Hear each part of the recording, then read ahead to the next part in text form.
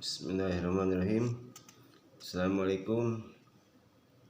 Alhamdulillah kita masih diberikan kesehatan dan waktu luang untuk mempelajari kehidupan Rasul dan para sahabat. Nah, kali ini kita akan membahas seorang sahabat Nabi yang bernama Hudzaifah bin Yaman. Seteru kemunafikan, kawan keterbukaan. Penduduk kota Madain berduyun-duyun keluar untuk menyambut kedatangan wali negeri mereka yang baru diangkat serta dipilih oleh Amirul Mukminin Umar radhiyallahu anhu. Mereka pergi menyambutnya karena lamalah sudah hati mereka rindu untuk bertemu muka dengan sahabat Nabi yang mulia ini, yang telah banyak mereka dengar mengenai kesolehan dan ketakwaannya. Begitu pula tentang jasa-jasanya dalam membebaskan tanah Irak.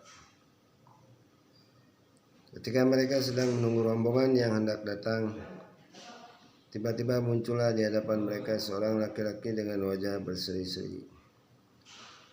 Ia mengendarai seekor keledai yang beralaskan kain usang, sedang kedua kakinya teruntai ke bawah, kedua tangannya memegang roti serta garam, sedang mulutnya sedang mengunyah. Demi ia berada di tengah-tengah orang banyak dan mereka tahu bahwa orang itu tidak lain dari Hudzaifah bin Yaman, maka mereka menjadi bingung dan hampir-hampir tak percaya. Tetapi apa yang akan diherankan? Corak kepemimpinan bagaimana yang mereka nantikan sebagai pilihan Umar. Hal itu dapat dipahami karena baik di masa kerajaan Persia yang terkenal itu atau sebelumnya tak pernah diketahui adanya corak pemimpin semulia ini.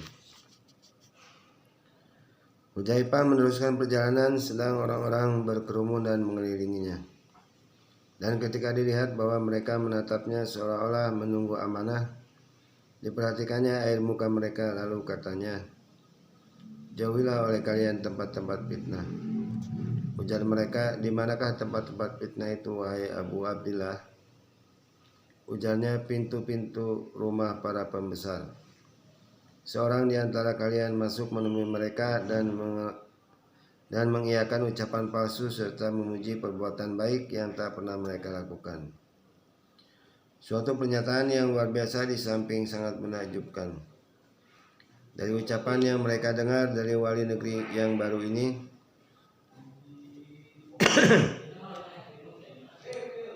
orang-orang segera beroleh kesimpulan bahwa tak ada yang lebih dibencinya tentang apa saja yang terdapat di dunia ini, begitupun yang lebih hina dalam pandangan matanya daripada kemunafikan. Dan pernyataan ini sekaligus merupakan ungkapan yang paling tepat terhadap kepribadian wali negeri baru ini serta sistem yang akan ditempuhnya dalam pemerintahan. Hudzaifah bin Yaman memasuki arena kehidupan ini dengan bekal tabiat istimewa. Di antara ciri-cirinya ialah anti kemunafikan dan mampu melihat jejak dan gejalanya walau tersembunyi di tempat-tempat yang jauh sekalipun. Semenjak ia bersama saudaranya Sofwan menemani bapaknya menghadap Rasulullah SAW dan ketiganya memeluk Islam, sementara Islam menyebabkan wataknya bertambah terang dan cemerlang, maka sungguh ia menganutnya itu secara teguh dan suci, serta lurus dan gagah berani, dan dipandangnya sifat pengecut, bohong, dan kemunafikan sebagai sifat yang rendah dan hina. Ia terdidik di tangan Rasulullah SAW dengan kalbu terbuka, tak ubah bagai cahaya subuh, hingga tak suatu pun dari persoalan hidupnya yang tersembunyi. Tak ada rahasia terpendam dalam lubuk hatinya. Seorang yang benar dan jujur, mencintai orang-orang yang teguh membela kebenaran, sebaliknya mengutuk orang-orang yang berbelit-belit dan riya, orang-orang culas bermuka dua. Ia bergaul dengan Rasulullah SAW dan sungguh tak ada lagi tempat baik di mana bakat Hudzaifah ini tumbuh subur dan berkembang sebagai halnya di arena ini, yakni dalam pangkuan agama Islam, di hadapan Rasulullah dan di tengah-tengah golongan besar kaum perintis dari sahabat-sahabat Rasulullah SAW. Bakatnya ini benar-benar tumbuh menurut kenyataan. hingga ia berhasil mencapai keahlian dalam membaca tabiat dan air muka seseorang. Dalam waktu selintas kilas ia dapat menebak air muka dan tanpa susah payah akan mampu menyelidiki rahasia-rahasia yang tersembunyi serta simpanan yang terpendam. Kemampuannya dalam hal ini telah sampai kepada apa yang diinginkannya. Hingga Amirul Mukminin Umar radhiyallahu anhu yang dikenal sebagai orang yang penuh dengan inspirasi, seorang yang cerdas dan ahli, sering juga mengandalkan pendapat Hudzaifah. Begitu pula ketajaman pandangannya dalam memilih tokoh dan mengenali mereka. Sungguh Hudzaifah telah dikaruniai pikiran jernih, menyebabkannya sampai pada suatu kesimpulan bahwa dalam kehidupan ini sesuatu yang baik itu adalah yang jelas dan gamblang, yakni bagi orang yang betul-betul menginginkannya. Sebaliknya yang jelek ialah yang gelap atau samar-samar. Dan karena itu orang yang bijaksana hendaklah mempelajari sumber-sumber kejahatan ini dan kemungkinan-kemungkinannya. Demikianlah Hudzaifah radhiyallahu anhu terus-menerus mempelajari kejahatan dan orang-orang jahat, kemunafikan dan orang-orang munafik. Berkatalah ia, kana nasu yas'aluna Rasulullah sallallahu alaihi wasallam anil khairi wa kuntu as'aluhu anis syarri mukhafatan ayyadrakani. Qultu ya Rasulullah inna kunna fi jahiliyatin wa syarrin faja'anallahu bihadzal khairi wa hal ba'da hadzal khairi min syarrin. Qala na'am. Qultu fahal ba'da hadza syarri min khairin. Qala na'am. Wa fihi dakhanun. Qultu wa ma dakhanuhu. Qala qaumun yastannuna bighairi sunnati wa yahtaduna bighairi hadyi. Qultu wa hal ba'da dzalikal khairi min syarrin. Qala na'am. Du'atun ala abwabi jahannama min azanibihim ilaiha qazafu fiha. Qultu ya Rasulullah fama ta'muruni in adrakani dzalika. Qala taljam jama'atal muslimina wa imamihim. Qultu fa in lam yakul lahum jama'atu wala imamun. Qala ta'tazilu tilkal firaqa kullaha walau an ta'udda ala asli syajaratin hatta yudrikakal mautu wa anta ala dalika. Artinya orang-orang menanyakan kepada Rasulullah SAW tentang kebaikan, tetapi saya menanyakan kepadanya tentang kejahatan karena takut akan terlibat di dalamnya. Pernah aku bertanya, wahai Rasulullah, dulu kita berada dalam kejahilian dan diliputi kejahatan. Lalu Allah mendatangkan kepada kita kebaikan ini. Apakah di balik kebaikan ini ada kejahatan? Ada, ujarnya. Kemudian apakah setelah kejahatan masih ada lagi kebaikan? Tanyaku pula. Memang, tapi kabur dan bahaya. Apa bahaya itu? Yaitu segolongan umat mengikuti sunnah bukan sunnahku, dan mengikuti petunjuk bukan petunjukku. Kenalilah mereka olehmu dan laranglah. Kemudian setelah kebaikan tersebut masihkah ada lagi kejahatan? Tanyaku pula. Masih, ujar Nabi, yakni para tukang seru di pintu neraka. Barang siapa menyambut seruan mereka akan mereka lemparkan ke dalam neraka. Lalu kutanyakan kepada Rasulullah, ya Rasulullah, apa yang harus saya perbuat bila saya menghadapi hal demikian? Ujar Rasulullah, senantiasa mengikuti jamaah kaum muslimin dan pemimpin mereka. Bagaimana kalau mereka tidak punya jamaah dan tidak pula pemimpin?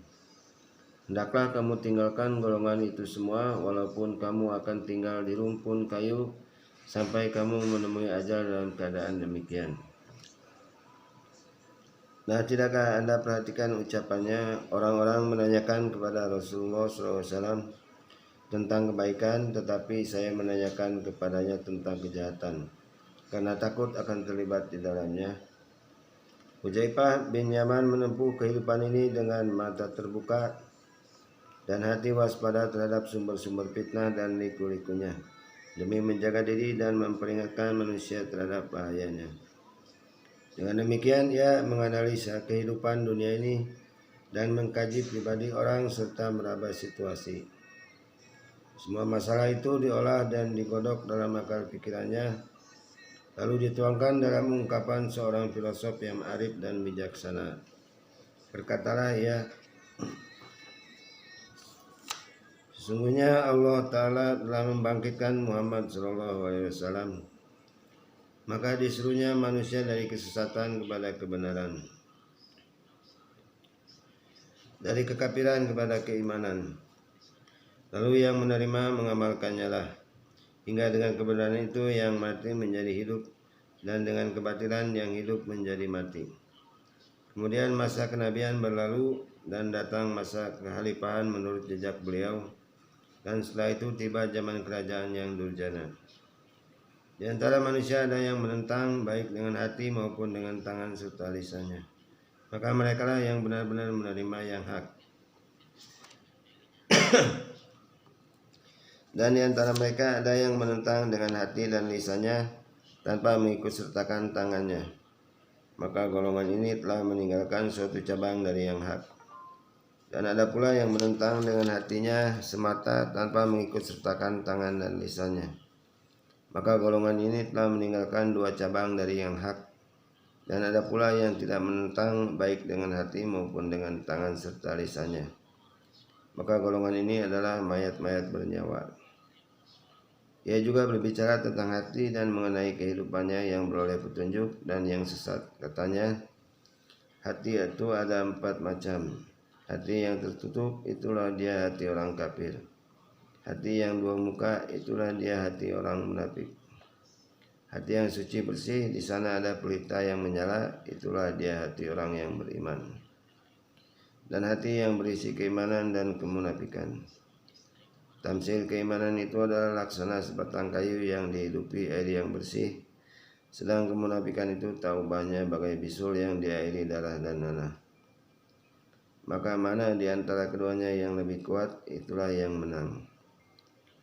Pengalaman Hudzaifah yang luas tentang kejahatan dan ketekunannya untuk melawan dan menentangnya menyebabkan lidah dan kata-katanya menjadi tajam dan pedas. Hal ini diakuinya kepada kita secara satya. Katanya, Jitun Nabiyya sallallahu alaihi wasallam fakultu ya Rasulullah inna li lisanan zariban ala ahli wa akhsha ayyudhilanin nar. Wa qala lin nabiyyu alaihi salatu wassalamu wa aina anta minal istighfar. Inni la astaghfirullah fil yaumi mi'ata marrah. Artinya, saya datang menemui Rasulullah SAW. Kataku padanya, wahai Rasulullah, lidahku agak tajam terhadap keluargaku, dan saya khawatir kalau hal itu akan menyebabkan saya masuk neraka. Maka ujar Rasulullah SAW, kenapa kamu tidak beristighfar? Sungguh saya beristighfar kepada Allah tiap hari 100 kali.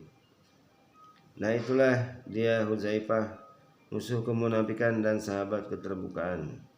Dan tokoh semacam ini pastilah imannya teguh dan kecintaannya mendalam. Demikianlah pula halnya Hudzaifah dalam keimanan dan kecintaannya. Disaksikannya bapaknya yang telah beragama Islam tewas di perang Uhud, dan di tangan Sri Kandi Islam sendiri yang melakukan kehilafan karena menyangkanya sebagai orang musyrik. Hudzaifah melihat dari jauh pedang sedang diunjamkan kepada ayahnya. Ia berteriak, ayahku, ayahku, jangan, iya ayahku. Tetapi qada Allah telah tiba. Dan ketika kaum muslimin mengetahui hal itu, mereka pun diliputi suasana duka dan sama-sama membisu. Tetapi sambil memandangi mereka dengan sikap kasih dan sayang dan penuh pengampunan, katanya, semoga Allah mengampuni tuan-tuan. ia adalah sebaik-baik penyayang. Kemudian dengan pedang terhunus ia maju ke daerah tempat berkecamuknya pertempuran dan membaktikan tenaga serta menunaikan tugas kewajibannya.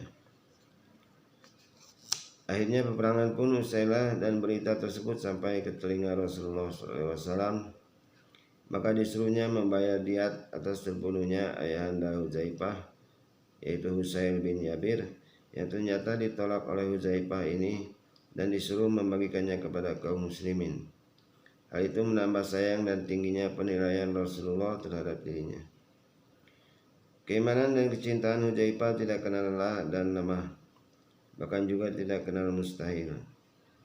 Sewaktu perang Khandaq, yakni setelah merayapnya kegelisahan dalam barisan kafir Quraisy dan sekutu-sekutu mereka dari golongan Yahudi, Rasulullah SAW bermaksud hendak mengetahui perkembangan terakhir di lingkungan perkemahan musuh-musuhnya.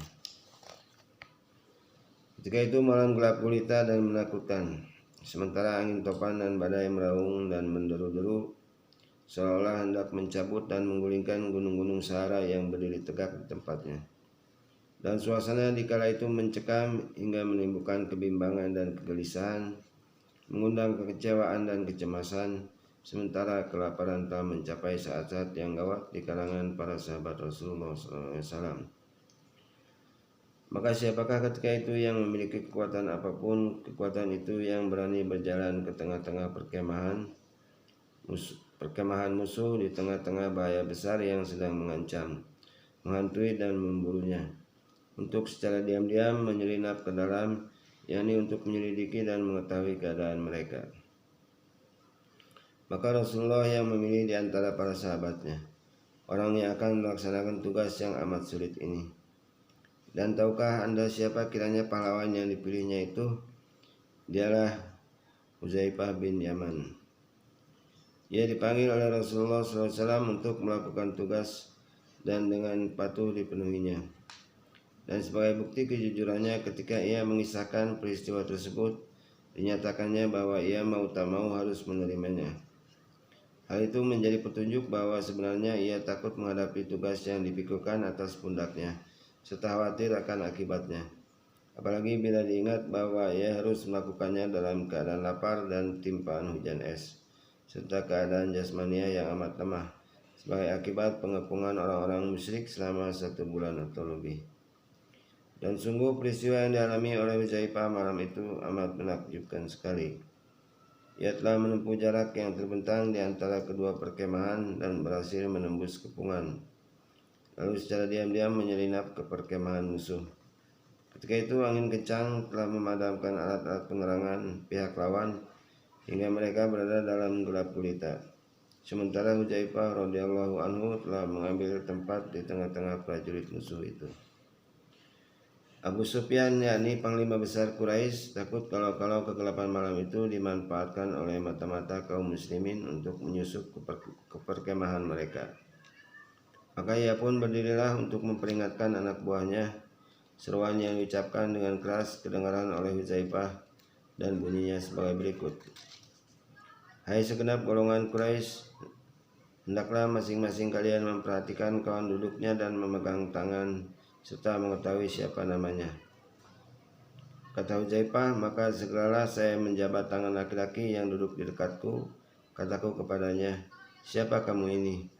Ujarnya, si Anu, anak si Anu. Demikianlah Hudzaifah mengamankan kehadirannya di kalangan tentara musuh itu hingga selamat. Abu Sufyan mengulangi lagi seruan kepada tentaranya, katanya, hai orang-orang Quraisy, kekuatan kalian sudah tidak utuh lagi. Kuda-kuda kita telah binasa. Demikian juga halnya unta. Bani Quraidah telah pula mengkhianati kita hingga kita mengalami akibat yang tidak kita inginkan. Dan sebagaimana kalian saksikan sendiri, kita telah mengalami bencana angin badai. Priuk-priuk berpelantingan, api menjadi padam, dan kemah-kemah berantakan. Maka berangkatlah kalian, saya pun akan berangkat. Lalu ia naik ke punggung untanya dan mulai berangkat, diikuti dari belakang oleh tentaranya.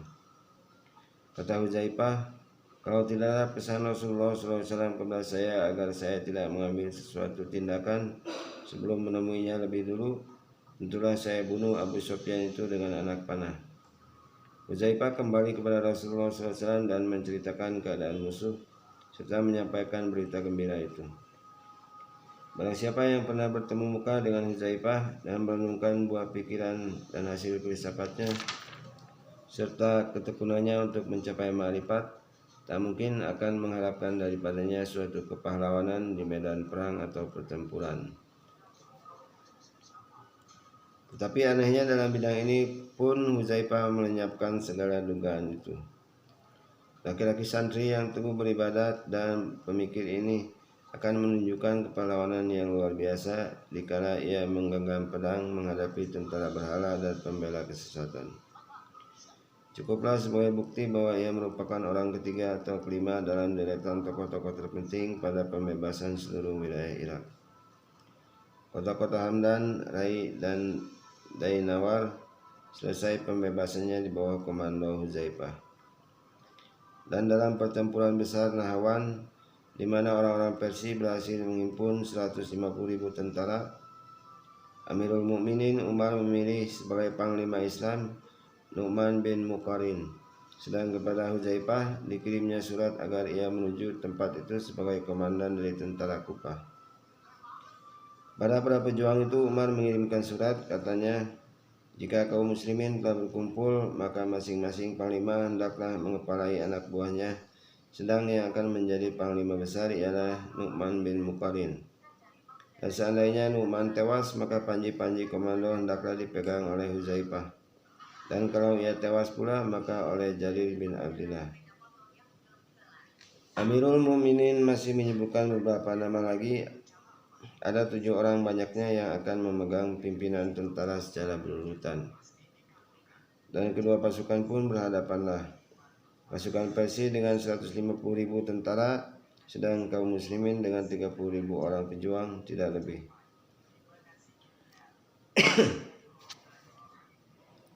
Perang berkobar, suatu pertempuran yang tak ada tolak bandingnya, perang terdahsyat dan paling sengit dikenal oleh sejarah. Panglima besar kaum muslimin gugur sebagai syahid. Nu'man bin Muqarrin tewaslah sudah. Tapi sebelum bendera kaum muslimin menyentuh tanah, panglima yang baru telah menyambutnya dengan tangan kanannya.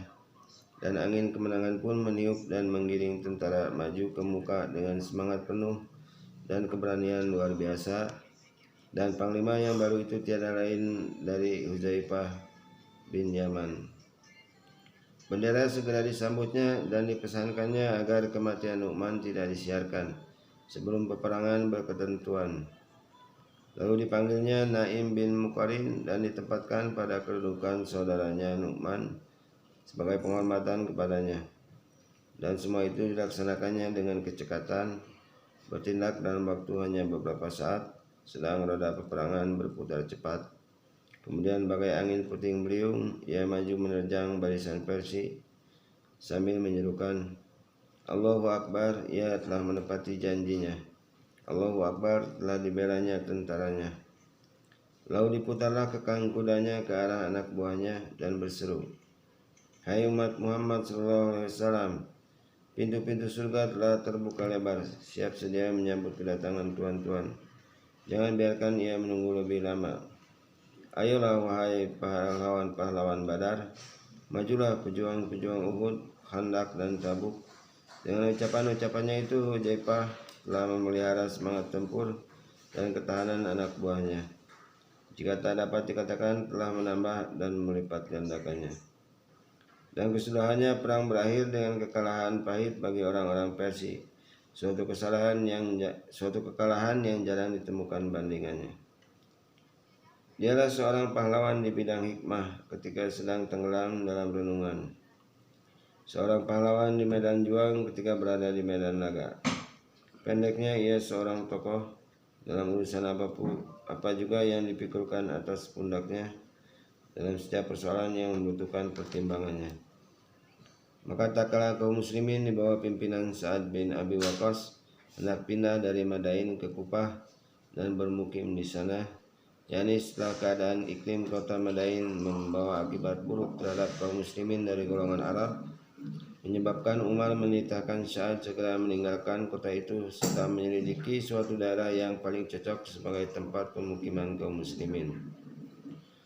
Maka siapakah dia yang diserai tugas untuk memilih tempat dan daerah tersebut?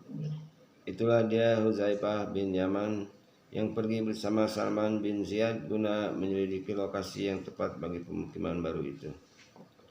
Tak kala mereka sampai di Kupah yang ternyata merupakan tanah kosong yang berpasir dan berbatu-batu, pernapasan Hudzaifah menghirup udara segar. Maka ia berkata kepada sahabatnya, "Di sinilah tempat pemukiman itu, insya Allah." Demikianlah diatur rencana pembangunan kota Kupah yang oleh ahli bangunan diwujudkan menjadi sebuah kota yang permai. Dan baru saja kaum muslimin pindah ke sana, maka yang sakit segera sembuh, yang lemah menjadi kuat, dan urat-urat mereka berdenyutan menyebarkan arus kesehatan. Sungguh Hudzaifah adalah seorang yang berpikiran cerdas dan berpengalaman luas. Kepada kaum muslimin selalu dipesankannya, "Tidaklah termasuk yang terbaik di antara kalian yang meninggalkan dunia untuk kepentingan akhirat, dan tidak pula yang meninggalkan akhirat untuk kepentingan dunia, tetapi hanyalah yang mengambil bagian dari kedua-duanya." Pada suatu hari di antara hari-hari yang datang silih berganti dalam tahun 36 Hijriah, Hudzaifah mendapat panggilan menghadap Ilahi. Dan tak kala ia sedang berkemas-kemas untuk berangkat melakukan perjalanannya yang terakhir, masuklah beberapa orang sahabatnya. Maka ditanyakannya kepada mereka, "Apakah tuan-tuan membawa kain kapan?" "Ada," ujar mereka. "Coba lihat," kata Hudzaifah pula. Maka tak kala dilihatnya kain kapan itu baru dan agak mewah, terlukislah pada kedua bibirnya senyuman terakhir bernada ketidaksenangan. Lalu katanya, "Kain kapan ini tidak cocok bagiku. Cukuplah bagiku 2 helai kain putih tanpa baju. Tidak lama aku akan berada dalam kubur, menunggu diganti dengan kain yang lebih baik atau dengan yang lebih jelek." Kemudian ia menggumamkan beberapa kalimat, dan sewaktu didengarkan oleh hadirin dengan mendekatkan telinga mereka, kedengaranlah ucapannya, "Selamat datang wahai maut, kekasih tiba di waktu rindu. Hati bahagia tak ada keluh atau sesalku." Ketika itu naiklah membumbung kehadirat Ilahi ruh suci di antara arwah para sholihin, roh yang cemerlang, takwa, tunduk dan berbakti. Demikianlah kisah tentang sahabat Nabi Hudzaifah bin Yaman. Mudah-mudahan bermanfaat. Wassalamualaikum warahmatullahi wabarakatuh.